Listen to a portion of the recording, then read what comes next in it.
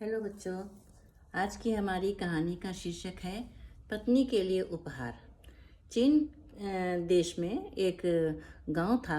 बहुत पुराने समय की बात है, जब इतनी सिविलाइजेशन नहीं बढ़ी हुई थी, लोग इतने सिविलाइज्ड नहीं थे। तब की बात है कि गांव में बहुत ही सरल सीधे लोग रहते थे।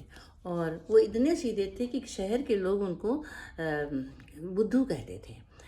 तो उन लोगों के बीच में ही एक लड़का था जिसका नाम था वैंग।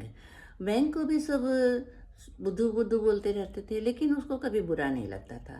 वो क्यों नहीं बुरा लगता था? क्योंकि उसके पास एक बहुत प्यार करने वाली उसकी बीवी थी, और वो उसकी जो पत्नी थी वो बहुत सुंदर थी। देखो बेटो, ये बच्चों, इसमें ये पत्नी है, वो खड़ी हुई है घर के अंदर।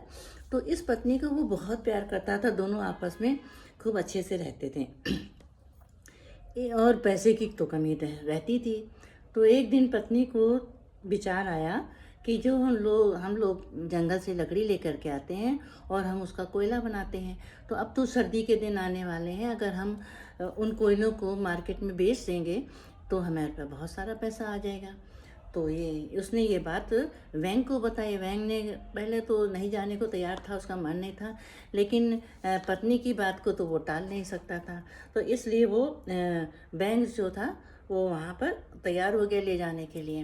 और तो पत्नी ने बहुत सारा कोयला बना के रखा हुआ था, उसने कहा कि ले जाओ। तो वैंग ने एक तराजू-नुमा एक 2 टोकरे लिए, कंधे पर डंडा रखा था, और उस दोनों तरफ उसने कोयले भर लिए।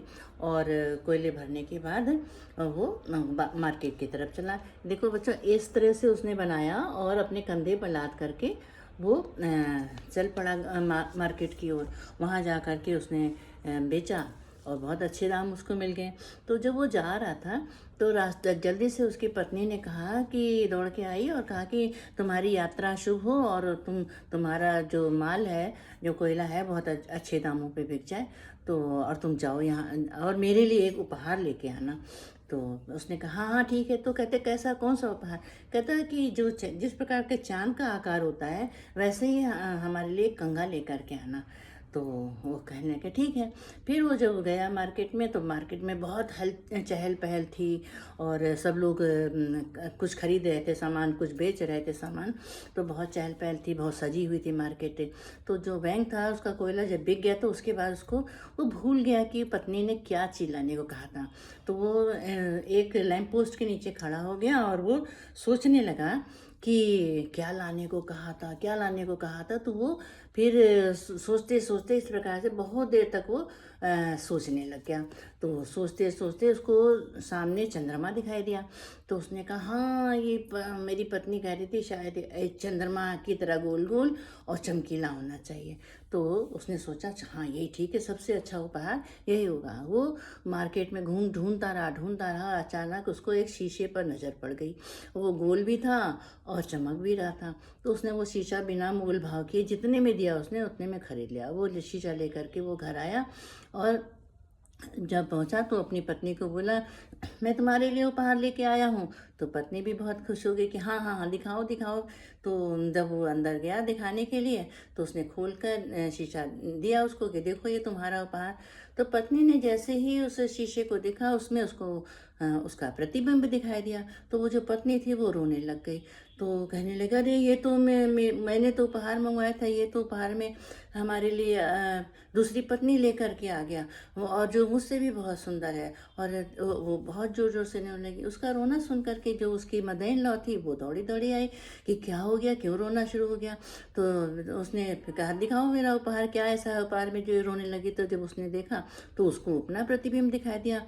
तो वो भी बहुत गुस्सा हुई कि वैन ये तुमने क्या किया, मैं मुझसे क्या गलती हो गई थी कि जो तुम दूसरी माँ लेकर के आ गए।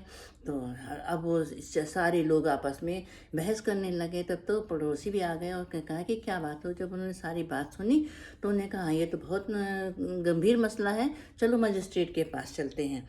तो मजिस्ट्रेट के पास जब गए तो मजिस्ट्रेट में ने भी वो शीशा देखा, और तो उसको अपना प्रतिबिंब दिखाई पड़ गया।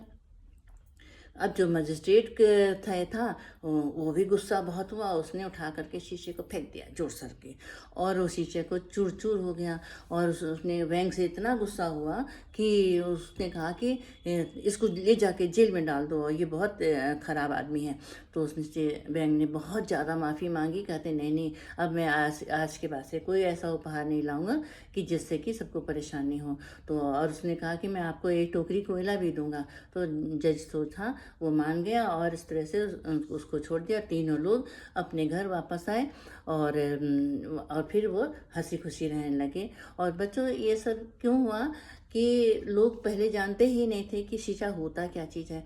तो और ना किसी को मालूम भी नहीं था कि ऐसी चीज़ की कोई होती है जो जिसमें हमारा फेस दिखाई पड़े।